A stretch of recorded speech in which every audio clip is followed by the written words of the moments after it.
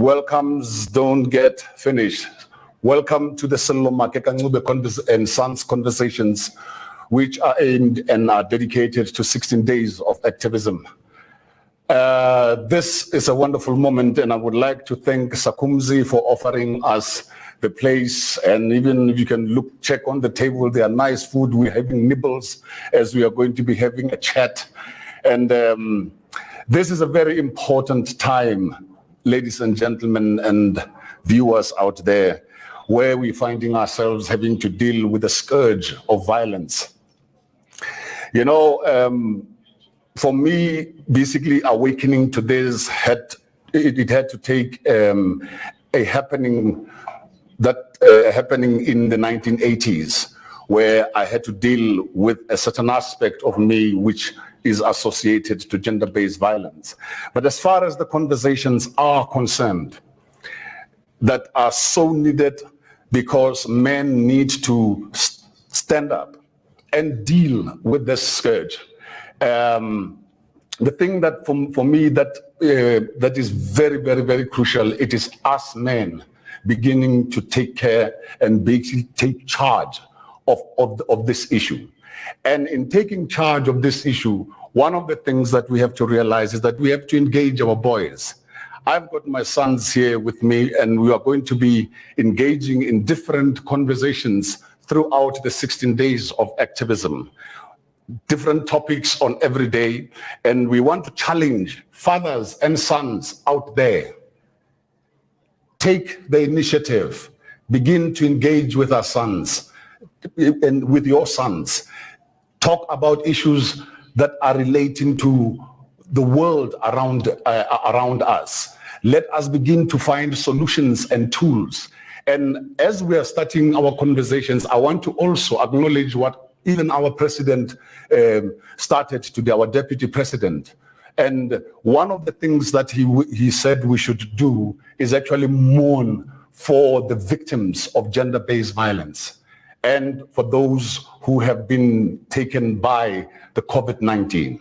Ladies and gentlemen, I hope you enjoy these conversations as we have them, because it is a journey that we all need to take. And fathers out there, I challenge you, all men out there, I challenge you.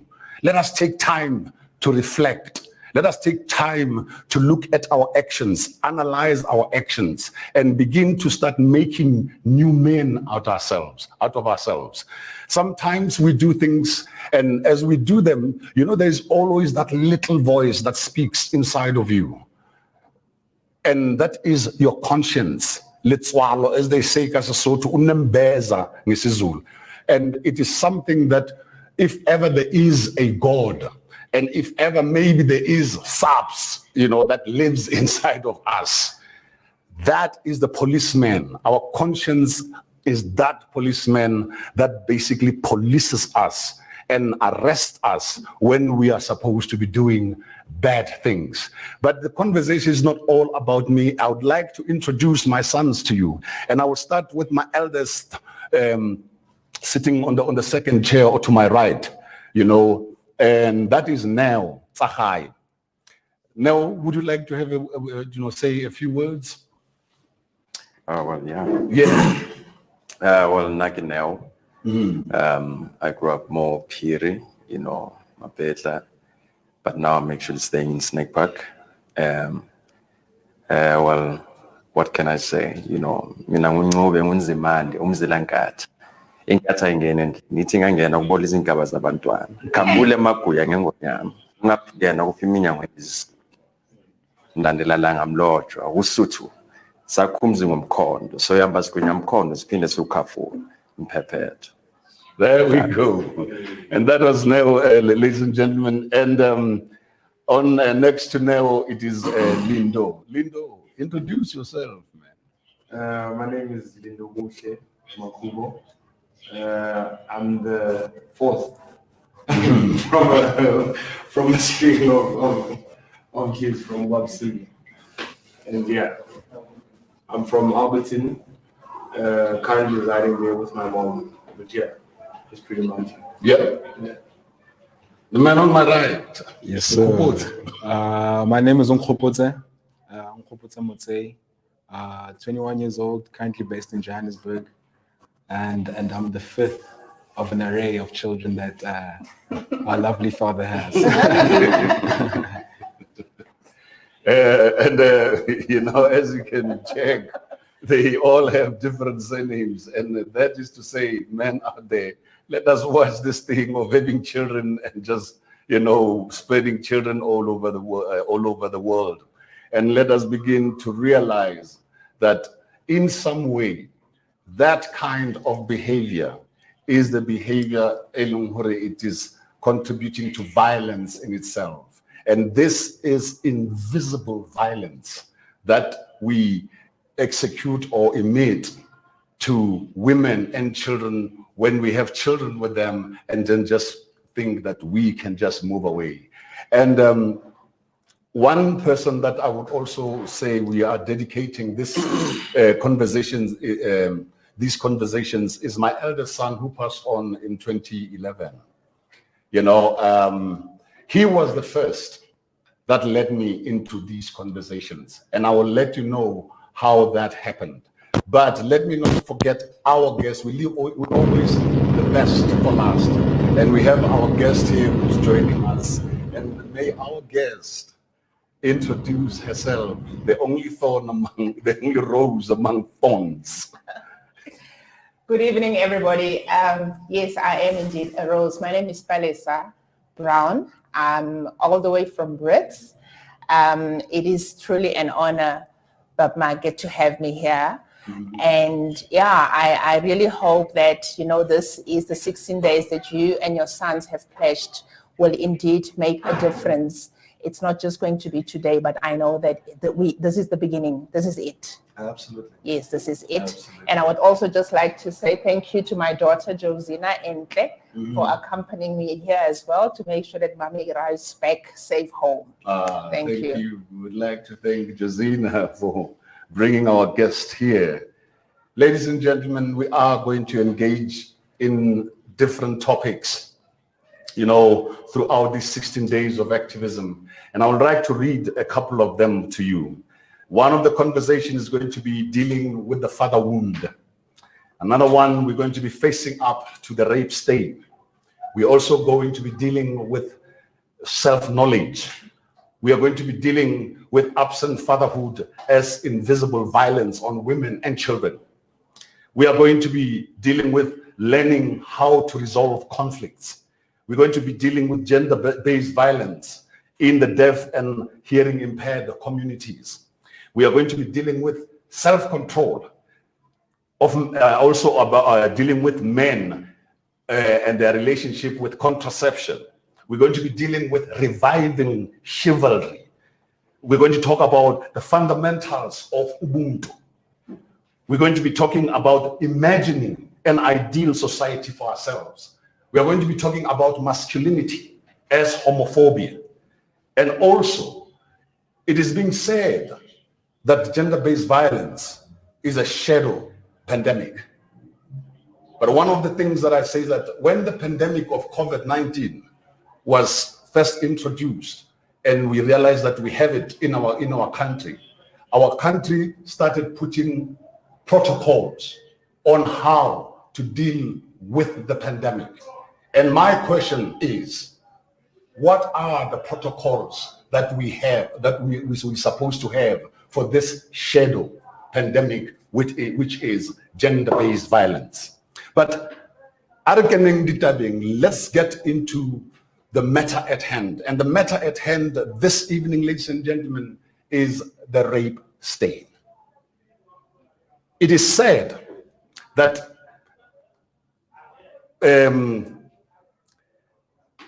in South Africa, it is estimated that a woman born has a greater chance of being raped than learning how to read. I mean, that is a very, very, very sad indictment.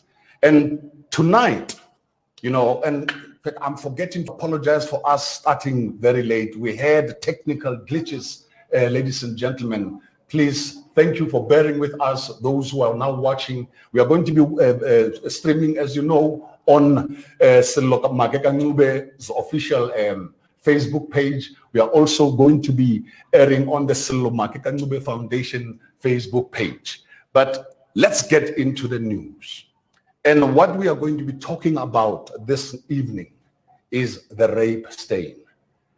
Auspalesa is going to relate her story to us, and we are going to go on and engage her into it and also air our views about it. Auspalesa, I read your book, you know, and I was fascinated by the title.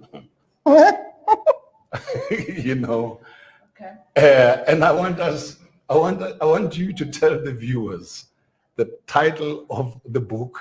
Let them hear it coming out of your mouth for the first time, and give us the reasons why you chose that title. Good evening once again, viewers at home and everywhere, wherever we're viewing from. I guess the cat is now out of the bag. I guess it is the long-awaited wait. Okay. The title of the book is To My Rapists, I Thank You.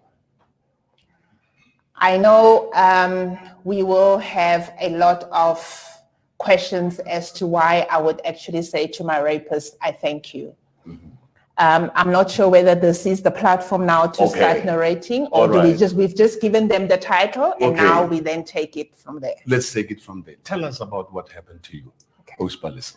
2005, the 25th of August, I was gang raped by 7 men in Rustenburg, assisted by 2 women. It is unfortunate that I had just survived a stroke, and I was then offered a job in Rustenburg. And so I was still limping a bit, so I could not actually drive. My employer then offered me accommodation in Rustenburg, where they booked me, and then I was then taken to and from work to where I stayed. And it is on that day, it just happened that our head office was in Honeydew. And it happened that my manager got delayed in traffic because he was at a meeting here in Johannesburg. So I said, you know, it was kind of far for me to walk because I was still limping from my stroke, but then it was actually not that far. But then I said, no, it's okay, I'll catch a taxi. So I walked, limped to the nearest robot, and as I got there, taxis were passing, and there comes this taxi. It had a few people in it, and it was safe for me, I guess, at the time, because I mean, it was taxis. So I just stopped it.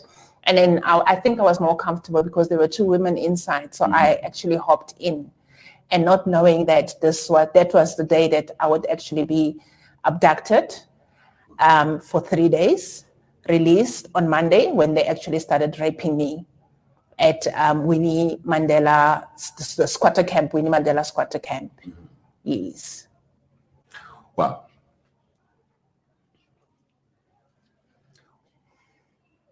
When that happened, what were the thoughts that went in your mind? You know, I'm asking this, you know, because I remember watching a movie called The Accused. And it starred, how can I forget this actors, but the name will come. And then there was and there was a court case.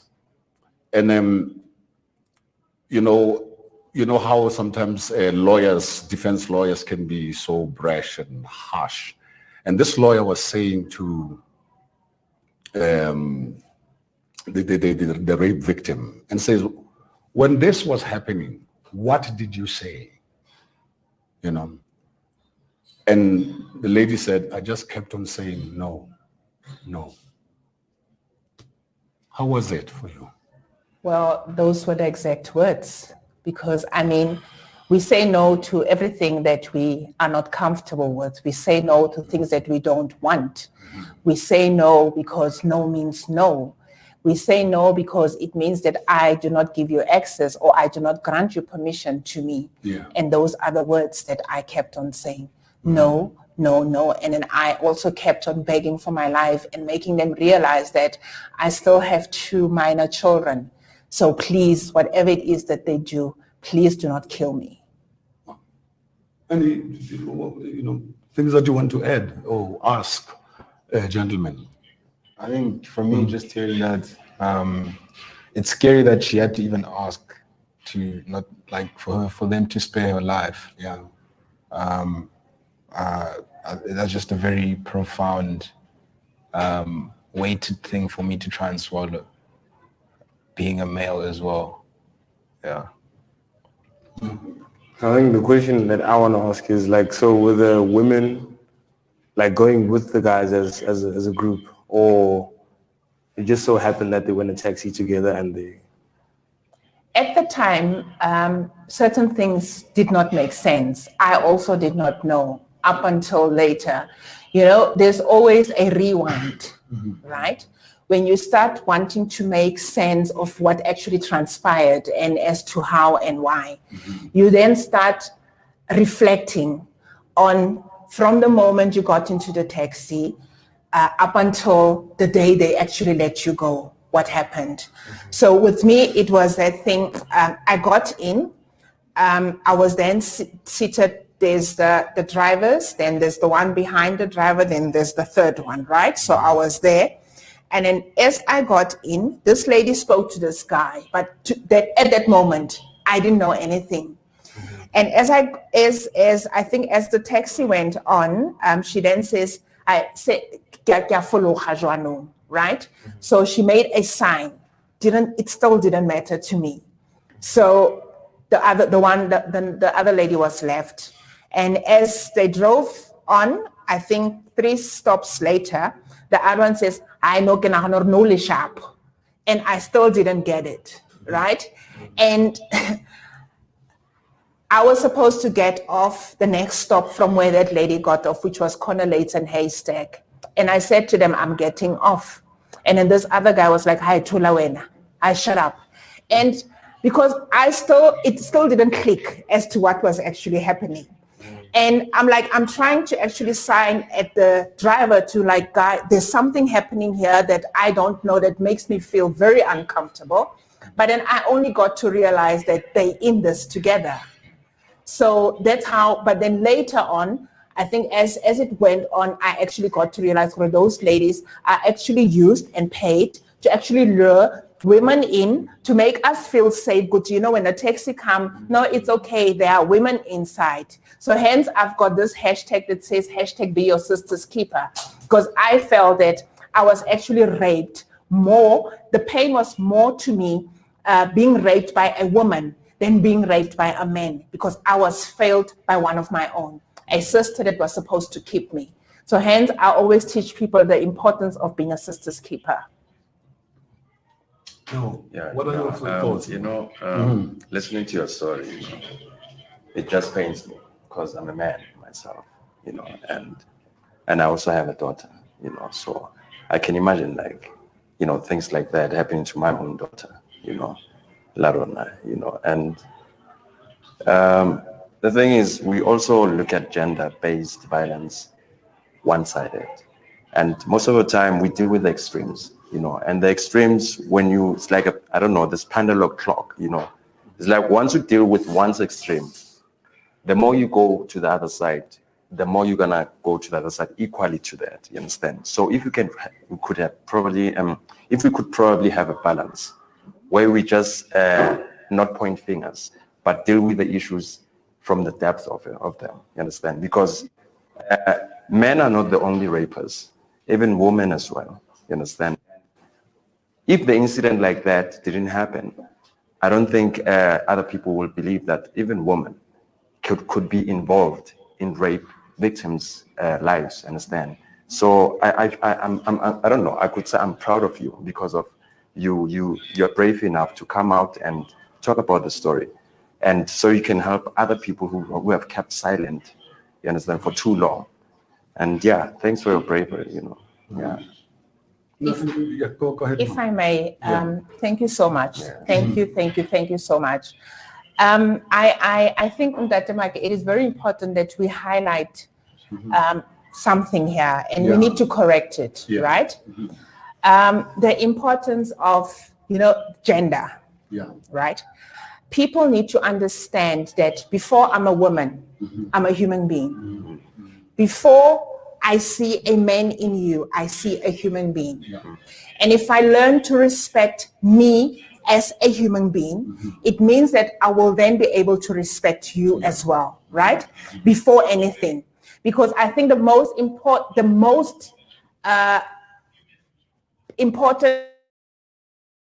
that's actually, or the challenge that you're actually having is the fact that we are separated by gender. And this is where the problem comes. Because if I can, or if my brother can look at me as a human being and not as a woman, I think that problem, we will really, really win in that aspect. It would then take away Tamaya Hore, what was she wearing, right? I mean, it's so absurd when you listen to such things like, what was she wearing? I mean, babies get raped for crying out loud. They're wearing Pampers, some of them are wearing napkins. So we take away that because that is the first thing I was asked, what I was wearing. I was wearing a pants, one. It was a bit chilly, the boots. I was wearing a shirt. And I was still wearing, I think it was a throw over or something like that. So it's not actually even about what I was wearing when I was raped. I was raped because my perpetrators failed to see me as a human being. My sister, one thing that I'm very thankful for is that today, as we are seated here with you, me and my boys, is that we are getting educated. And I think also very apparent, just listening to your story, is how, for instance, at times it is just so important that we deal with comparisons. We deal with a matter that is just at hand. And because at this present moment, people who are the most perpetrators of rape are men. And also, again, mentioning the thing about what were you wearing? You know what I mean? It is not about what were you wearing. And I don't want to answer this question. I want to ask the boys that what is at play here? Because here is a Njengele person. It is not about what she's wearing. She's wearing decently and not in any way trying to be provocative, because dressing is, and that's how the way they are dressed is provoking, those things in them. But this time it's not about dressing. So what do you think is at play?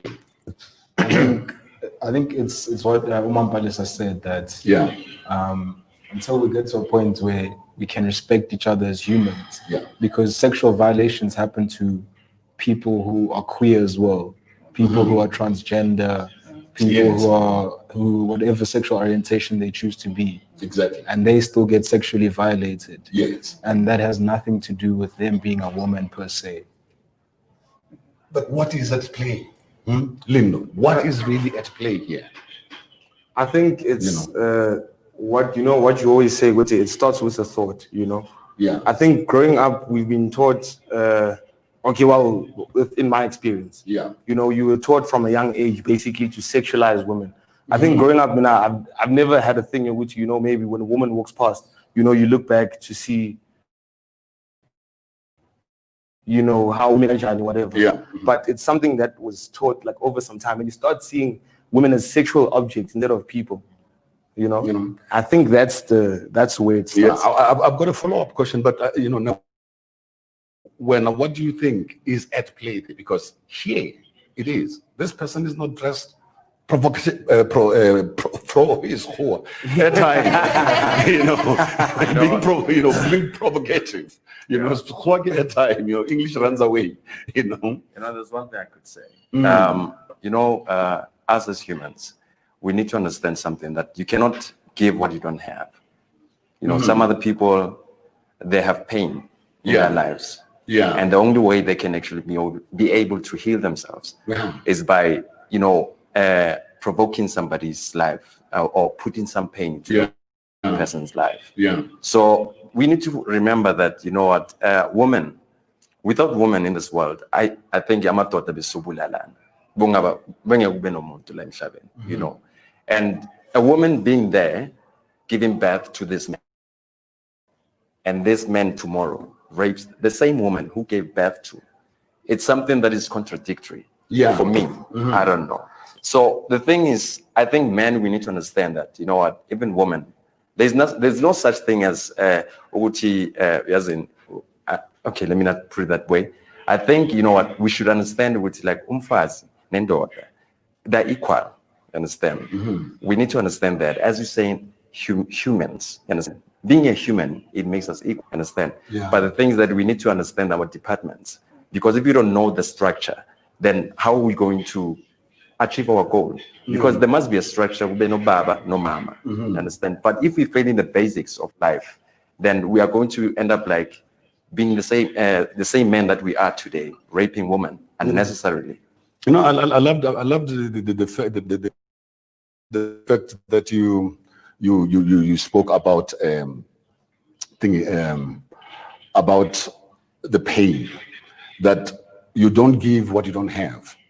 You know, you give what you have, and you almost saying that these guys are dealing with their own pain. Yes. You know what I mean?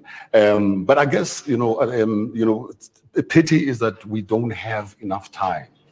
You know, we don't have enough time, and we started very late.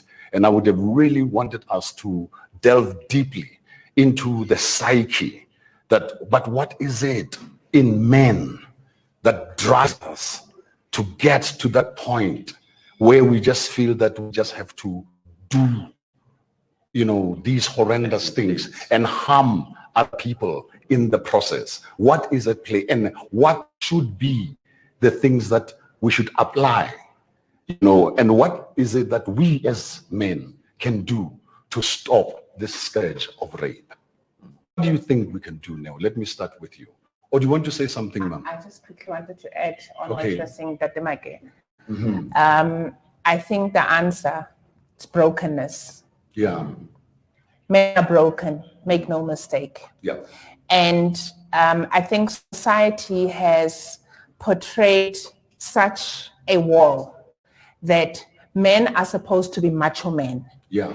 And men should not cry.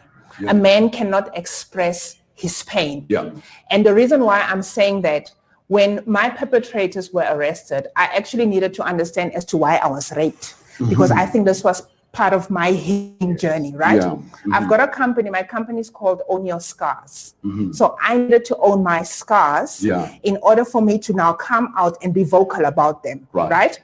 And then I also say that we scar, yet we scar differently. And no scar is better than another. A scar is a scar. It means that pain was inflicted, right? Absolutely. The four out of the five that I actually had to engage with, the four showed no sense of remorse. But this fifth one broke me. Yeah. He actually taught me the art of forgiveness. This one.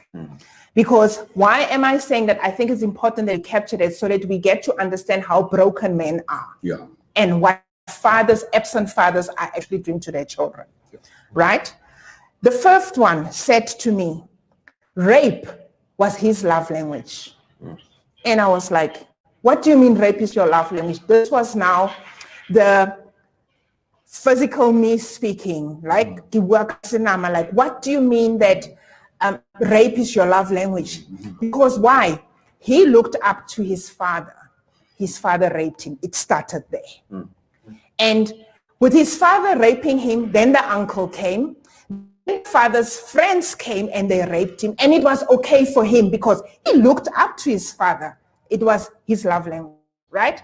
And then I'm like, oh, Umputa these things because he wants me to feel sorry for him. But little did I know that it was indeed true. Then this child then became very rebellious, went into this crazy world, went into juvenile prison where he was also raped, right? And to him, it was okay because remember, his father did that, so it is okay. Then as he grew into his manhood, he was arrested, and then he was still raped in prison. And then he came out, he continued to rape. And he said to me, you know, Sissy, I've raped so many women in this world, I've lost count. And you're the first woman to actually sit here and wanting to understand as to why I raped you. And it made me to take 20 steps back, to question as to why. And it made me to realize that my father never really loved me. And those are also that's also the brokenness in this man, right? Because now he had now deal with the fact that what his father did was wrong. And that was really brokenness there. Out there that you actually don't have any idea what absenteeism plays in a child's life. Money does not fulfill what we actually want. I was also as a daughter, because I suffered rejection from my father. And to me, I felt like for the longest time I was angry at my dad. I felt that had he been in my life, certain things would not have happened because he would have been my macho man. So I'm just basically going back to your question as to why and what. It is broken. It is brokenness. Well, you have heard, Palesa,